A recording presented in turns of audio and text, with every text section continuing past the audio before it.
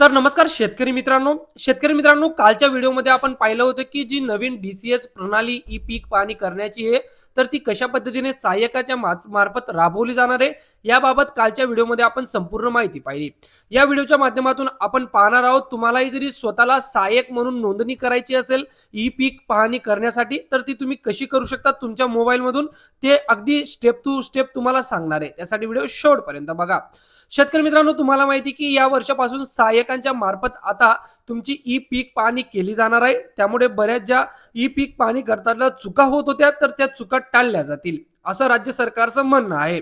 आता ही जी ई पीक पाहणी तर ते सहाय्यक करतील। आता नेमकं सहाय्यक कोण असणार आहे तर तुमचा रोजगार सेवक असू शकतो किंवा तुमचा कोतवाल असू शकतो किंवा महिला बचत गट मधील एखादा सदस्य असू शकतो किंवा आशा सेविका असू शकतात।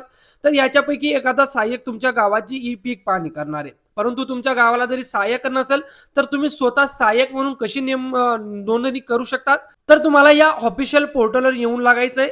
ऑफिशियल पोर्टलवर आल्यानंतर याची वेबसाईट आपण व्हिडिओच्या डिस्क्रिप्शन बॉक्समध्ये दिलेली आहे शेतकरी मित्रांनो। तर इथं बघा तुम्हाला क्रॉप सर्वेअर असा ऑप्शन दिसेल, बिकम अ क्रॉप सर्वेअर असा ऑप्शन आहे तर त्याच्यावर आपल्याला क्लिक करायचंय।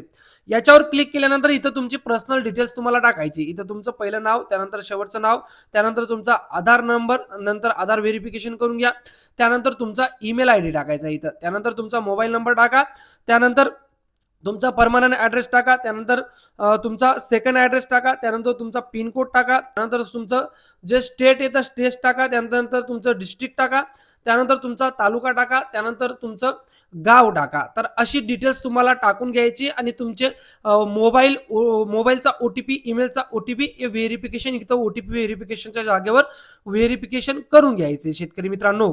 तर बघा मित्रांनो इथं आपण सगळी डिटेल्स आता फिलअप केली। यात आपण आपलं आधार व्हेरिफिकेशन केलंय, मोबाईलचं व्हेरिफिकेशन केलंय, ईमेलचं व्हेरिफिकेशन केलंय, त्यानंतर इकडे तुमचा डिस्ट्रिक्ट, पिन कोड, ॲड्रेस, तुमचं तालुका, त्यानंतर तुमचं गाव सिलेक्ट करून घ्या। त्यानंतर खाली कन्साइनमेंट आहे तर त्याच्यावर क्लिक करा, टर्म्स आणि कंडिशन ॲक्सेप्ट करा, त्यानंतर रजिस्टर मी या पर्यावर क्लिक करा।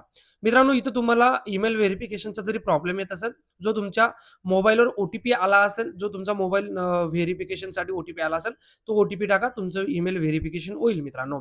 त्यानंतर इकडे ॲड्रेसची डिटेल्स भरल्यानंतर कन्साइनमेंटवर क्लिक केल्यानंतर तर तुम्हाला तुमचं पासवर्ड आणि युजर नेम हे तुमच्या टेक्स्ट मेसेजच्या माध्यमातून कळवण्यात येईल। त्यानंतर पुढची प्रक्रिया तुम्हाला डीसीएच एमएच ॲपवर ही पूर्ण करायची मित्रांनो। तर मित्रांनो अशा पद्धतीने तुम्ही सहाय्यकासाठी तुमची नोंदणी ही करू शकतात।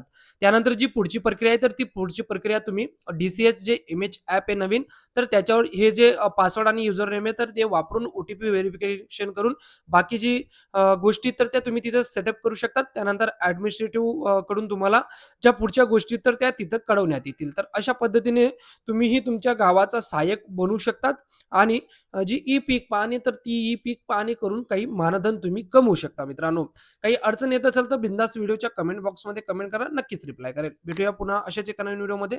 तोवर जय हिंद, जय महाराष्ट्र।